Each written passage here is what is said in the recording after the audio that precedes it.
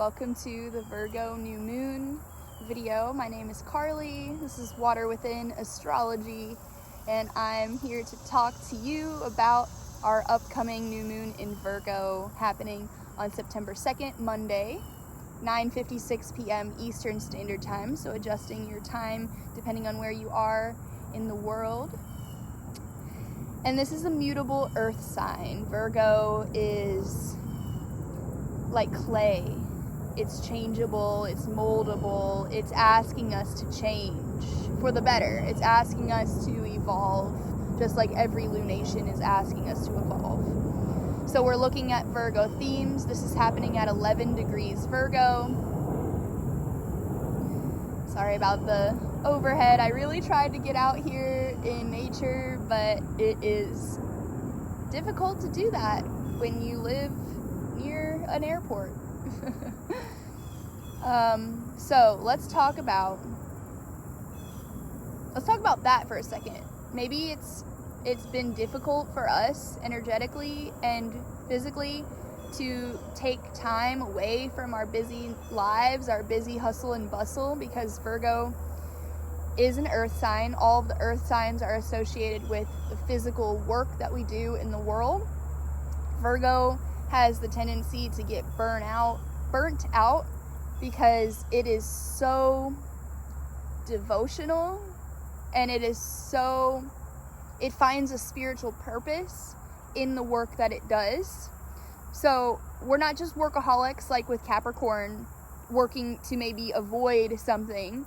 We're working because we're devoted to something. We're working because we want to maybe prove ourselves, which is a shadow aspect of Virgo.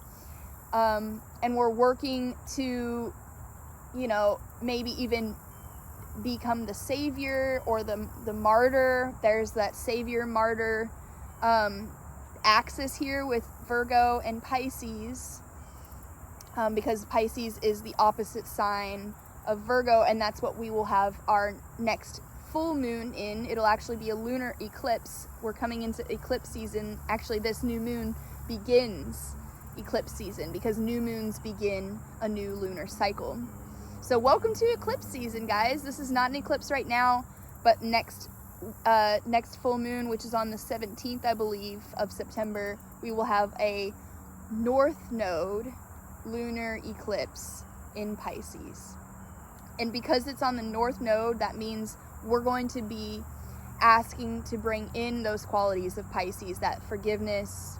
We'll get to that later. But so this Virgo new moon is the darkest time of the month. We have no moon at night, and that's because the sun and the moon are right next to each other. They're both at 11 degrees of Virgo, and that's called a conjunction in astrology. And we also have a few more aspects that are worth mentioning here, and I'm going to do my best to not get caught up in the mercurial jargon of the astrology. I want to explain this in the most mundane way as I can, but I also want to teach, right? I want to teach people about the language of astrology too. So I'm going to do my best here. Mercury is the ruler of Virgo. So let's talk about Mercury stationing retrograde on the 28th. We just had it a couple of days ago, station direct. Sorry if I just said stationing retrograde. We're having it coming out of retrograde. It stations direct, but we still have another 2 weeks or so of the shadow period, which means on September 12th, we will actually be completely free of the entire area in which Mercury was going retrograde. So that just means the shadow period means it's not cleared that space where it began going into retrograde, where it began moving backwards in the perspective of Earth, because retrogrades don't mean that the planets are actually moving backwards. It means from the perspective of Earth, it seems like they're moving backwards. And a retrograde just means simply that. Take a step back, take a moment to review. And so we had a really interesting Mercury retrograde this time around because we had it starting in Virgo. Mercury was in Virgo, its rulership, and then it moved back into Leo, where it still remains today. And I'm pretty sure that's when it moves back into Virgo is the 12th. That's what that means. I could be wrong about that. That's not the point. The point is Mercury is moving in a more harmonious way now that it is stationed direct. So the ruler of this new moon is moving with us. It's supporting us. It's bringing our truth forward. Mercury rules the mind. It rules speech. It rules communication. It rules technology. But we're not quite out of the woods yet. So we still have like this reviewing process taking place, and we still have maybe some trouble articulating what it is that we've been through and what it is that we have learned in this retrograde season. I'm just gonna go ahead and point out the fact that I'm actually in the creek. It is necessary for me to be in the creek right now because Virgo rules the body. It rules our health. It rules our gut, and it rules our ability to purify any organs that purify the body. So I have been feeling some symptoms of feeling sick, and I knew that I needed to get myself in nature as fast as possible because that is the best medicine. And I know the only reason that I was starting to get sick is because I had spent too much time away from nature. I had spent too much time working, too much time grinding, too much time thinking that, oh, well, I'll have time later to go to the woods, and I just never, if I'm being completely honest, it was money that has been stressing me out. So I've been working with that in my own experience. So let's move on. Let's talk about Uranus is also stationing direct on the 1st, so tomorrow, Sunday. And Uranus is the ruler of Aquarius. It's one of the rulers of Aquarius, Saturn being the other ruler. So we got to talk about it. We got to talk about what else happens tomorrow. Pluto is making its final return to Capricorn, which is also ruled by Saturn. Capricorn in Pluto and Capricorn is not going to happen again in our lifetimes or in our children's lifetimes because Pluto has a 248-year orbit. So we are so close to being done with the Pluto in Capricorn energy. And what does that mean? Pluto in Capricorn, Pluto is power structures. It's our soul. It is death and rebirth. It's regeneration. It's not just death. It's not just what you're going to lose. It's what can you lose? What are you losing? In what is going to act as compost for the new life, right? Saturn works differently. Saturn is that removal, restriction. It is that slicing, that cutting, that severing, and it is done. It is not coming back what Saturn removes from our experience. So because Pluto is in Capricorn, which is ruled by Saturn, we are probably feeling a lot of things being removed from our lives, a lot of structures, because that's Saturn as well, dismantling. Hopefully we are seeing the end of capitalism, but what's really interesting about about Pluto is that it's the farthest planet from us, and it moves so slow. Like I said, 248 years for it to go all the way back to the same sign. We're talking about a glacier moving, and we're talking about how, yes, a glacier does form new paths for us, but it takes a long time.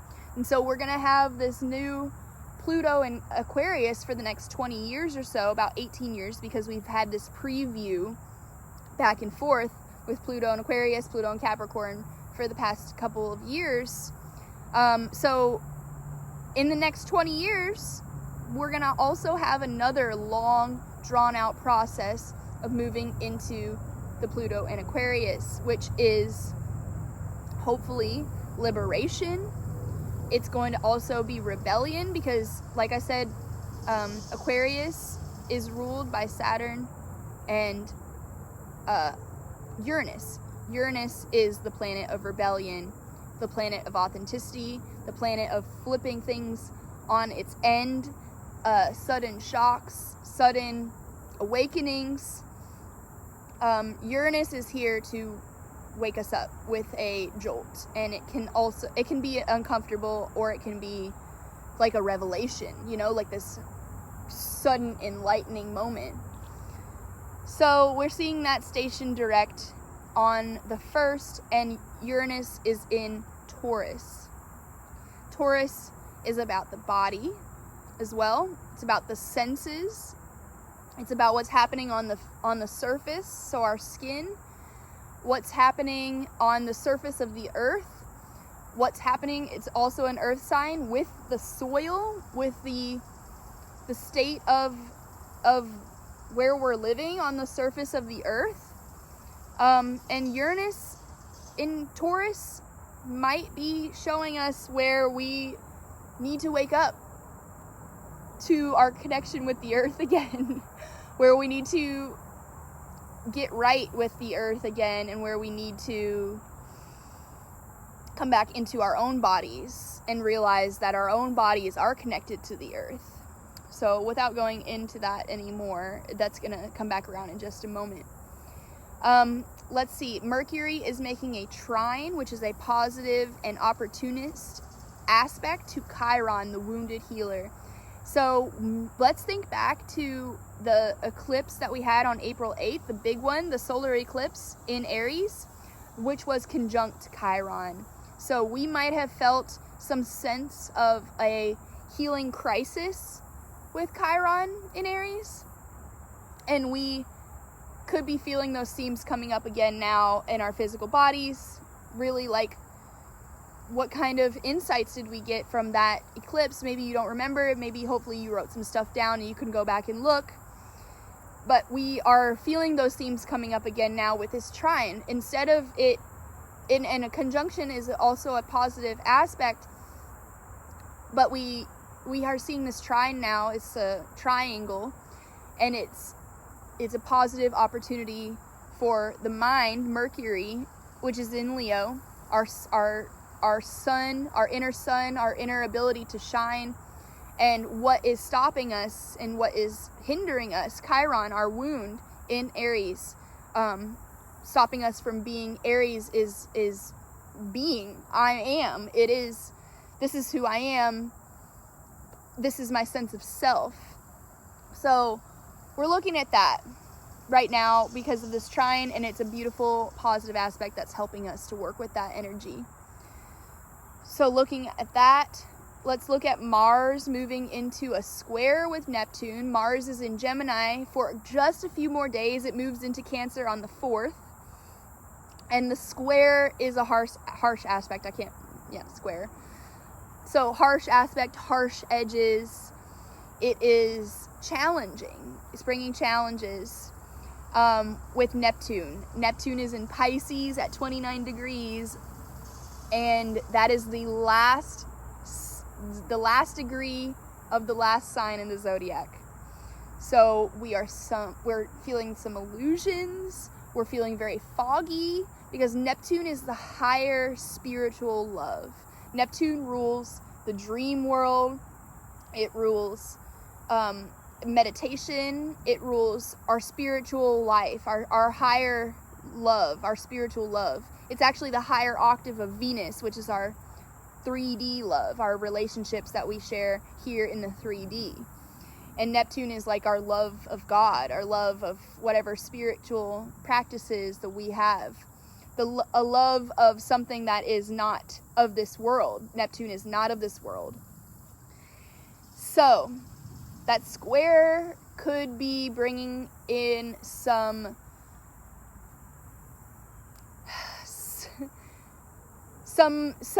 action at Mars that we need to take in order to free ourselves from the illusions that we might have been trapped in. I want to talk about one more aspect here. We have 3 major outer planets. Neptune, like I just said, at Pisces in 29 degrees. Uranus in Taurus at 28 degrees, and we have Pluto in Capricorn now, as of tomorrow, will be in a trine, creating another positive aspect. All of those at 28 and 29 degrees. Those outer planets are working on the grand stage, the collective level, because those are outer planets. They work on a more outer story level. And then the personal planets obviously work in a more personal way. So we're seeing this happen on this world stage. Pluto in Capricorn, telling us to free ourselves from capitalism, take our power back from capitalism. Pluto's power, capitalism, Capricorn. And we're being assisted, because of the trinus positive aspect, in waking up from our illusions, Neptune and Pisces, or, in another sense, tuning into that higher spiritual love, because Pisces is also that oneness, that boundaryless, that forgiveness, that like moment before you die, where you review everything and you say, you're asking for forgiveness, or you're giving forgiveness that maybe you never would have been able to come to if you were not at the end of your life. And so we're being freed from that. We're asking for forgiveness, and we're feeling forgiving, and we're feeling that unconditional love. That's also Pisces and Neptune. And then we have the Uranus in Taurus, which is saying, wake up out of these illusions, wake up out of the capitalism, the internalized capitalism, because Uranus in Taurus is saying, where have we internalized this in our body? Where do we need to free our minds and our bodies from what capitalism has conditioned us into, and what illusions capitalism have made us believe for so long? And it's become very real. It's become very 3D, Taurus. And we have to free ourselves at this point, because we're seeing how unsustainable it is. And that's a good thing, because that's freedom, that's Uranus, that's liberation. So that's a big one. That's a big one, and I'm pretty sure that one's going to be going on for a while.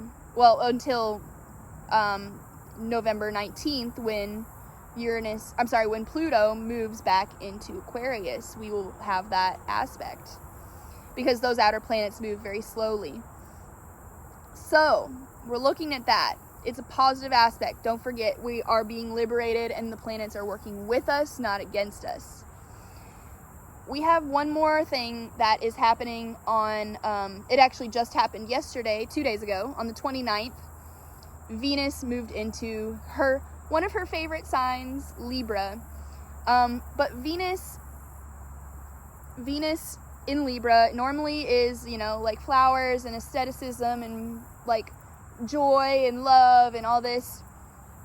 Libra is the south node right now.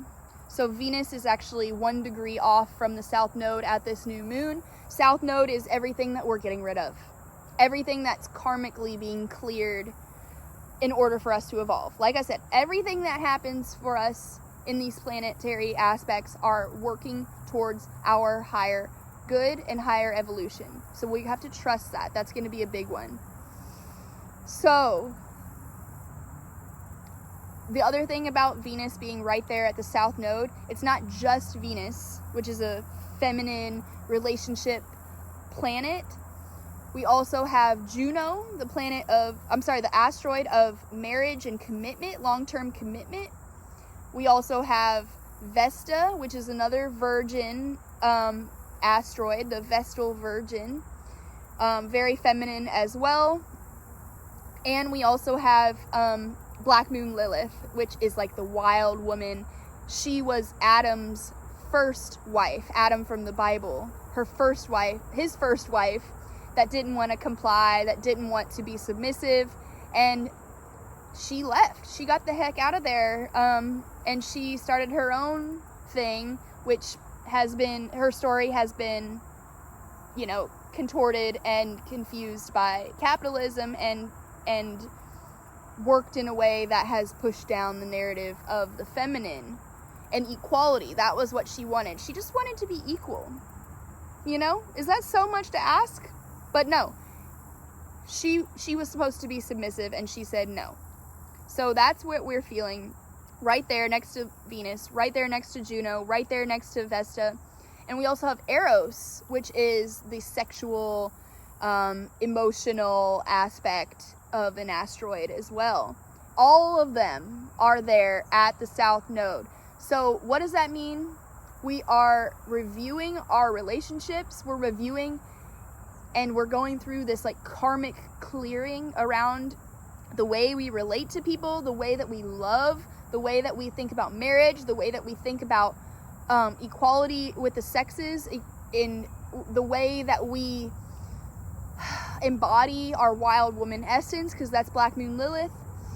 We're disconnected from that, and we're clearing everything that we've known about all of that stuff, and so that we can bring it closer in and bring it into a more spiritual and aligned place with where we are now. Oh, these rocks are really comfortable. All right, we already talked about Pluto moving back, so I'm just looking at my notes here. Look at that. I've already talked about all this stuff. We're looking at our addictions with Virgo as well. Because an addiction is something that is reoccurring and running on a subconscious loop in our minds and in our daily lives, we're looking at our daily habits and where we have addictions coming up. And you can be addicted to anything, okay? I think a lot of us right now are having this addiction awareness around our inability to be alone, our inability to sit with ourselves and to be okay with being alone. We have the North Node in Aries for just a little bit more. The nodal axis is going to start in Pisces and Virgo in January of 2025, January 12th. And what that means is that, like I said, the North Node is what we're bringing in and what we want to consume more of. It's the head of the dragon in Vedic astrology. And the South Node is the tail of a dragon, what we are literally shitting out, what we are done with, we are extracting from the body, we are getting rid of that. It's a karmic clearing. And when we have it moving into the North Node in Pisces, we're going to be asked to really step into that unconditional love, that forgiving nature, that higher mind, because it's Neptune and it's spiritual, and we're transcending. We're literally transcending the body in the physical 3D, moving into a more spiritual way of living. And we have that Virgo is going to be on the South Node, which means right now, whatever it is that we're experiencing for this new moon, whatever we're being asked to mold about ourselves, we're really going to be getting rid of that shit next year in January, starting January. So let's go ahead and let that be an initiation for us now, and remember that nothing is just isolated in astrology. We are seeing this as a train and chain of events. So we have to look at the big picture. We can't just isolate the new moon for what it is. So that's why I talk about all this other stuff that's going on around it, because it's not just a new moon. We got a lot going on. Okay, moving right along. Virgo is a control freak. I know this for a fact. It is the shadow aspect of it, so it's not always a control freak. But I have a Virgo moon and I have a Virgo Chiron.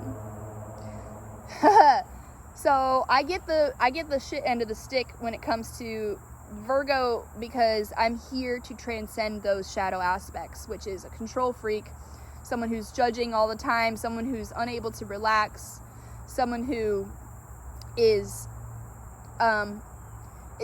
striving for perfection that doesn't exist, first of all.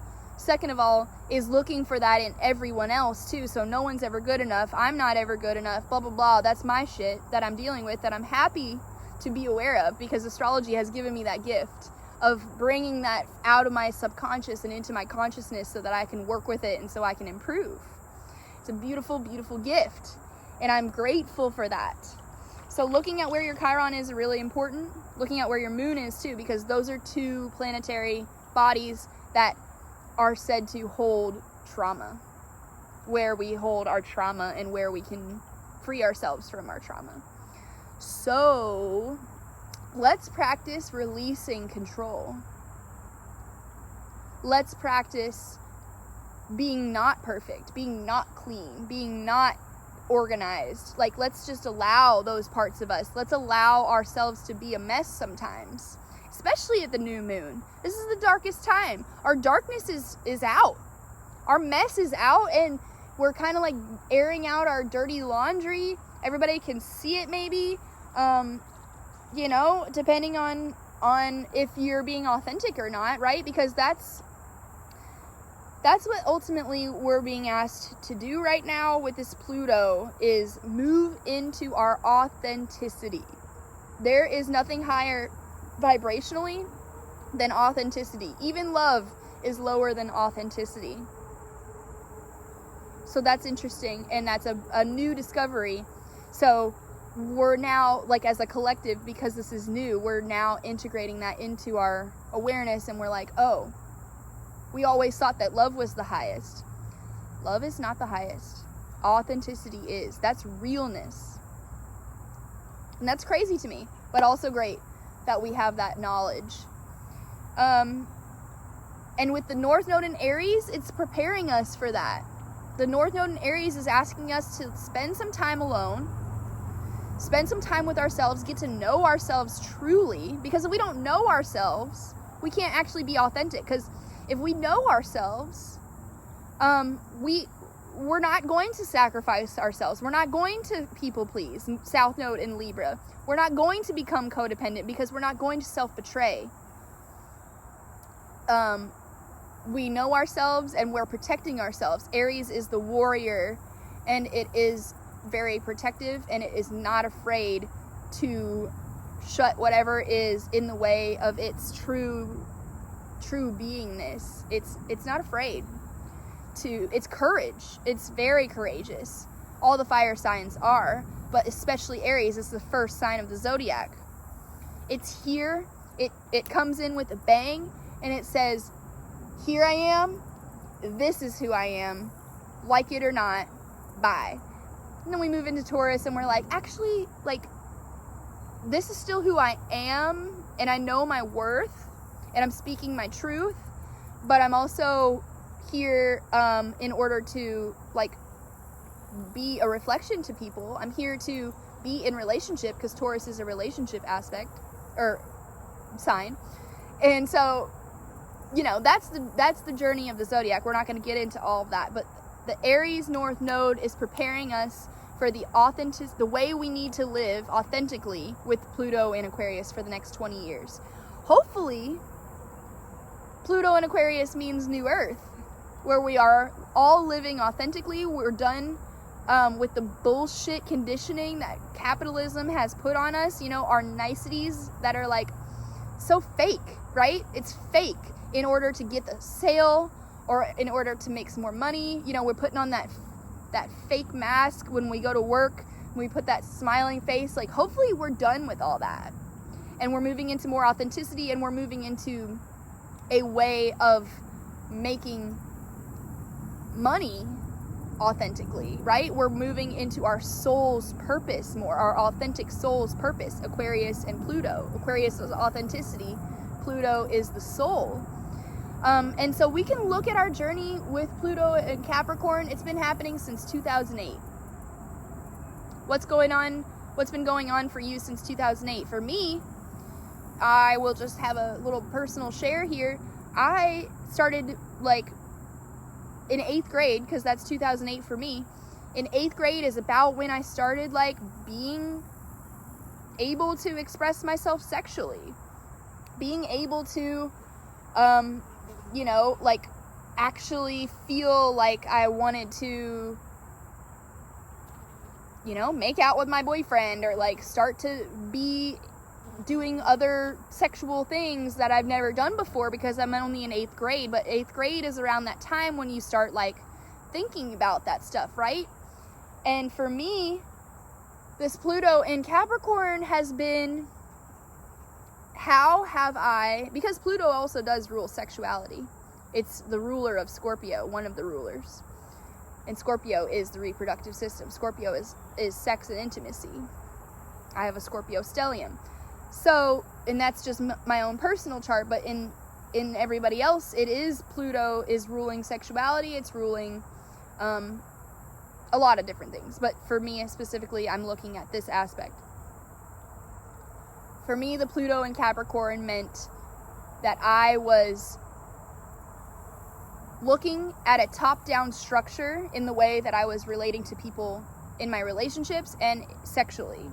I was submissive, and I was fine with being the lesser, and fine with like being told what to do, being told that I had no power, and giving my power away essentially to this higher structure, this Capricorn, which is also, Capricorn is also fathers. It's also this cold, distant, emotionless. I've been relating to men since 2008 in a way that I related to my father, which was a cold, distant, emotionless, not able to sit with me in my emotions, and would continuously come back and traumatize me emotionally, but then come back and apologize, and it's all fake, and it's just to like make nice or whatever, and I would accept that same pattern in my relationships. So for me, it's been a really, really beautiful, liberating, painful, excruciating process of liberating my sexuality and my power, really, like what I give my power away to, instead of giving it back to myself, bringing it back into my authenticity and my uniqueness. Aquarius is uniqueness. Okay, I'm gonna do my best to get through this last little bit. A bunch of people started showing up to the creek, so I moved to the whole other side of the forest.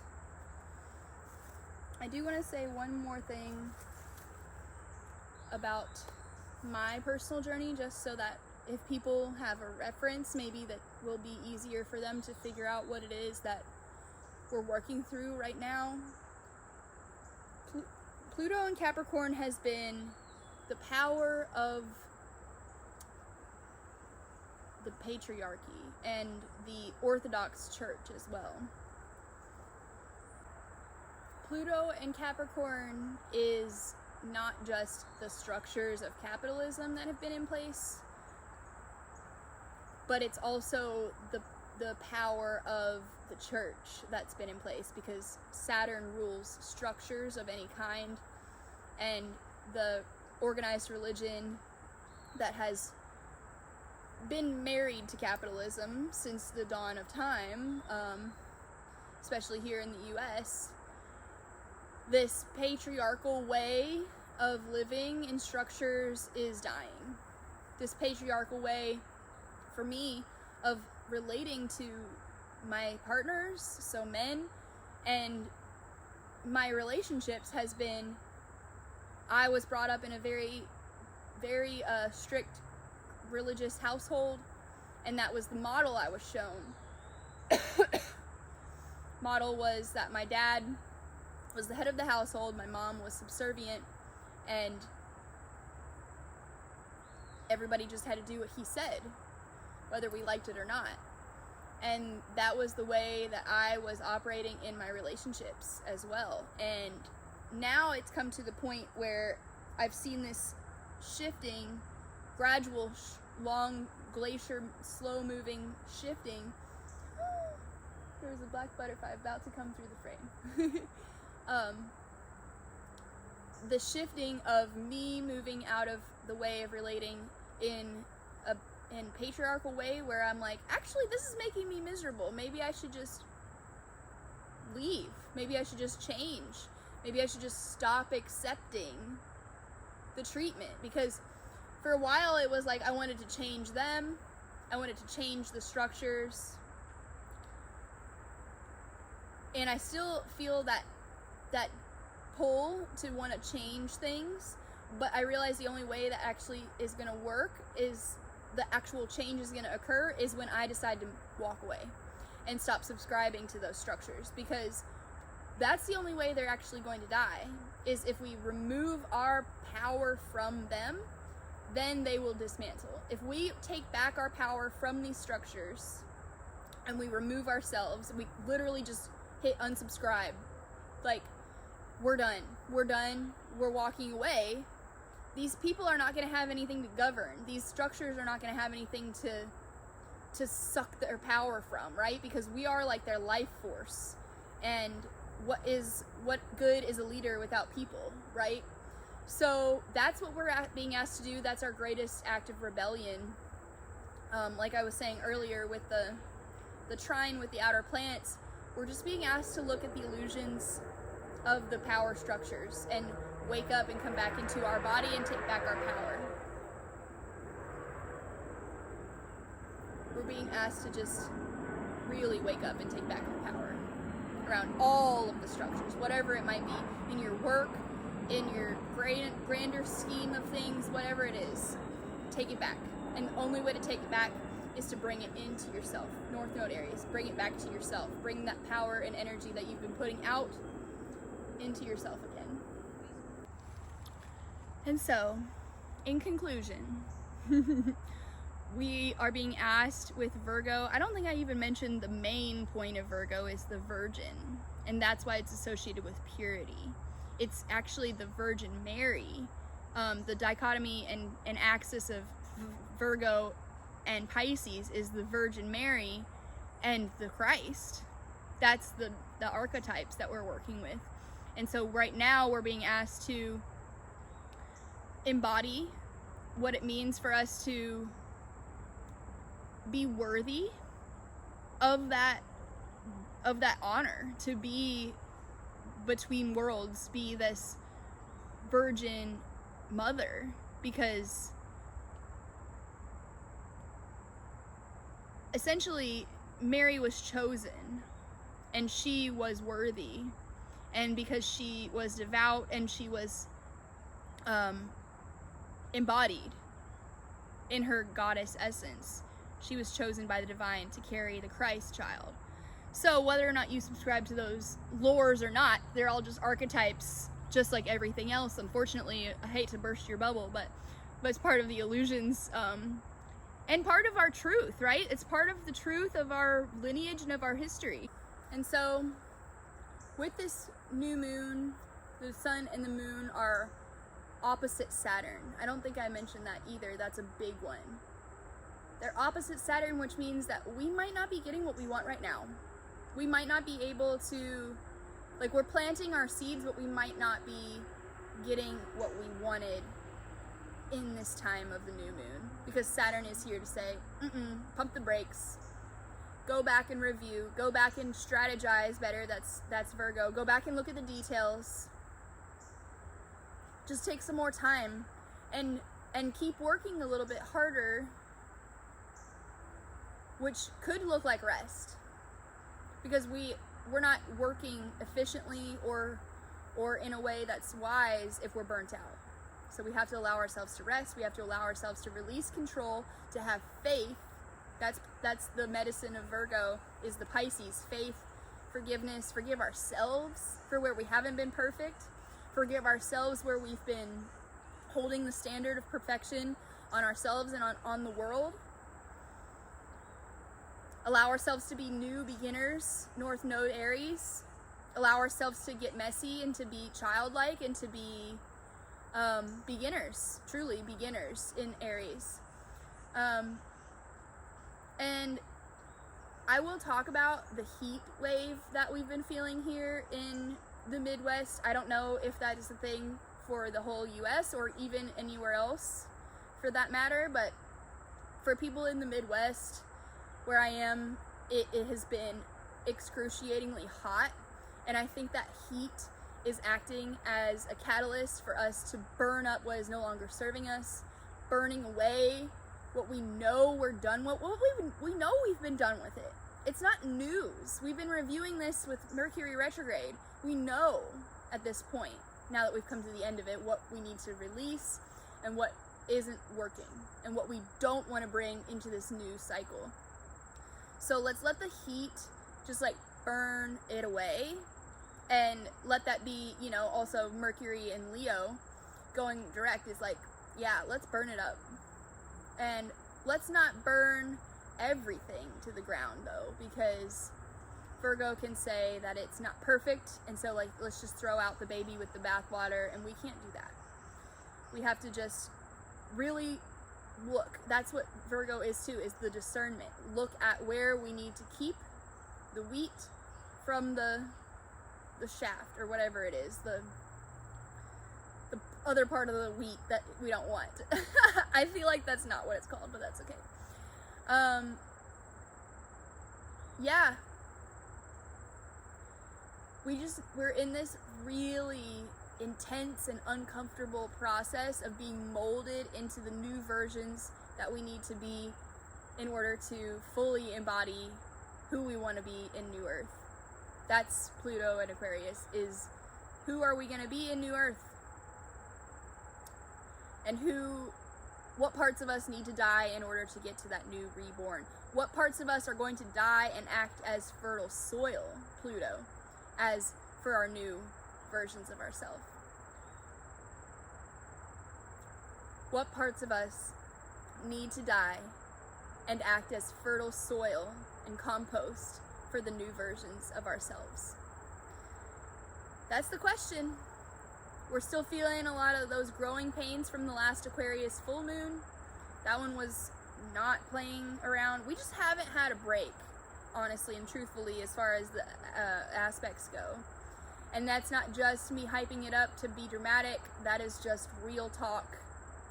We've had some intense stuff going on, especially all through August was just like this whole thing.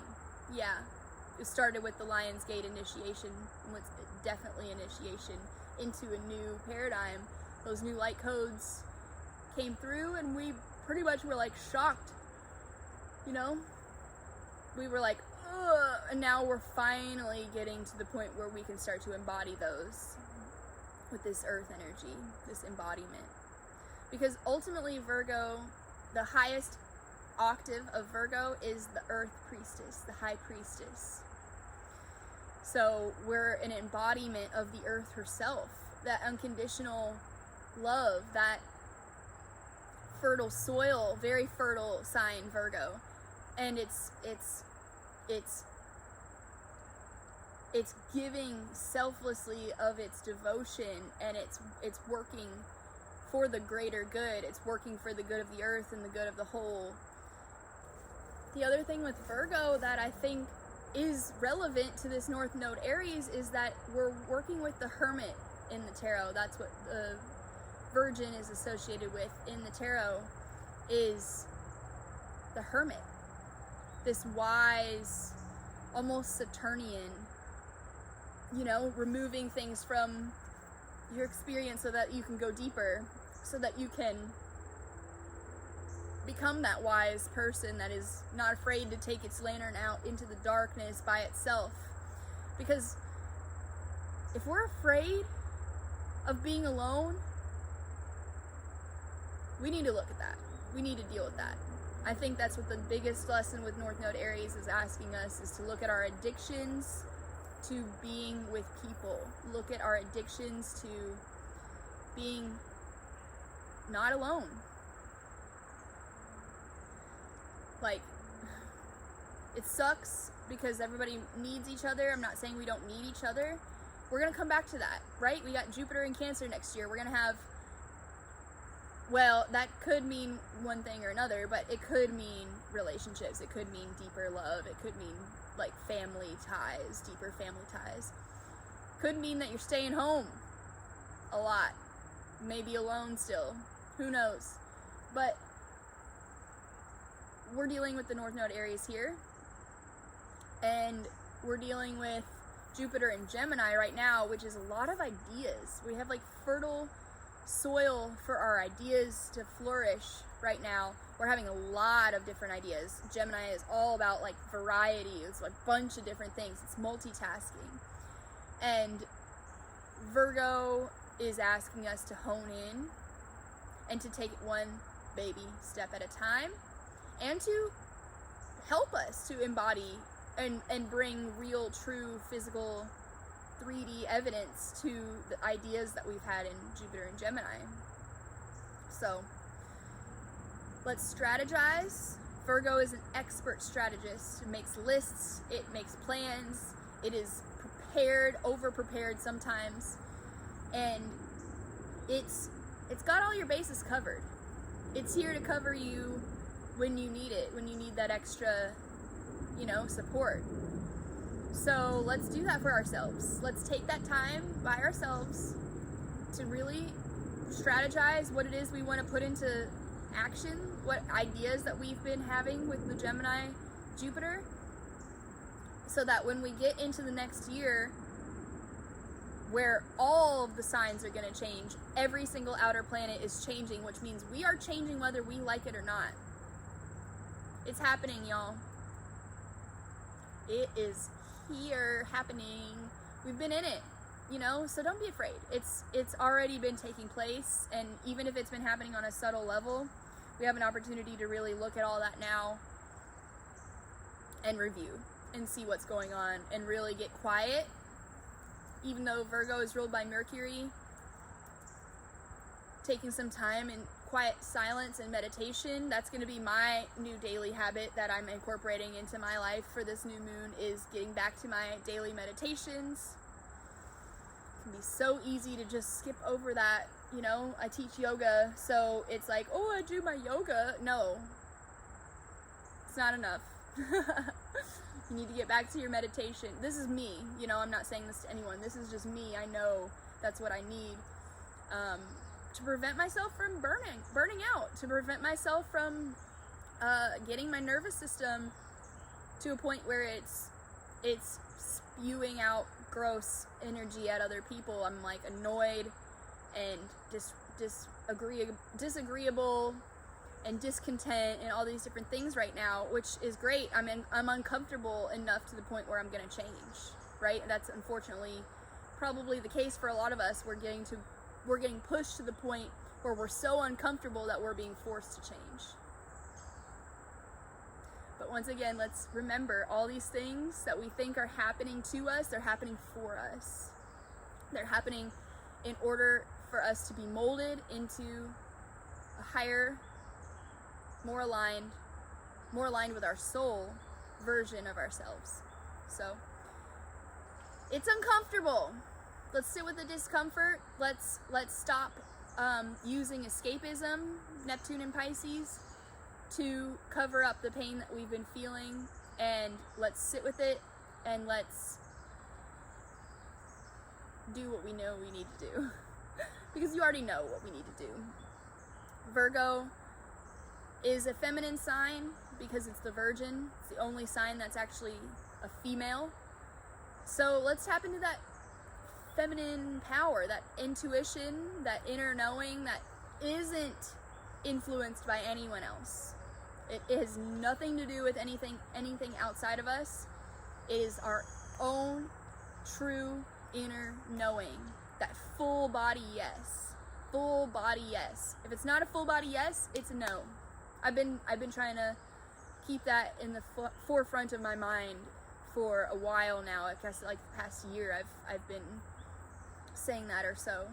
So maybe that's helpful. Hopefully any of this was helpful. I am really grateful to be here on this journey of learning astrology. It's like this year that I've really been paying closer attention to every single aspect as much as I can. Not every single, but as much as I can through the lunations. It has really,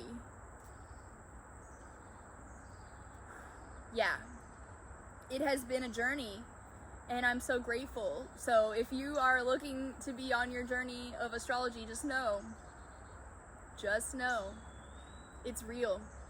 It gets realer and realer and realer the deeper you go. So I'm grateful for that though, because I wouldn't have it any other way. Ignorance is not bliss. Knowledge is power. And I think we are, with Aquarius, being pushed into that, because that's the information age. We have so much information available to us, there's actually no excuse anymore for us to turn a blind eye. That's the definition of spiritual bypassing, is turning a blind eye to what we know is available to us, this information that's coming out, and we just want to stick to our cognitive dissonance, stick to our old structures that are very clearly dying, very clearly not sustainable anymore. So let's just empower ourselves with knowledge. Might as well, because it's just going to get more and more uncomfortable the longer we deny and the longer we cling to that cognitive dissonance. So, and all that stuff's working on a subconscious level. That's Pluto. It's bringing it out, it's shifting, and it's bringing it into our awareness for our highest good. Once again, here I am, sounding like a broken record every time, but it's real. It's happening, and it's real, and you're part of it, and you're important, and the work that you're doing is important, and you are perfect right where you are. What a concept. You are perfect in your imperfections. Hear that and know that, and allow your every cell of your body to hear that and know that. I knew I was going to start crying at this video, and I'm really stoked that I made it through all this, but that one hits hard for me. So just know, you are perfect. I am perfect. We all are perfect right where we are, and we are on a journey together. So I love you guys. Please take care of yourself, listen to your body, and have a great, beautiful new moon in Virgo.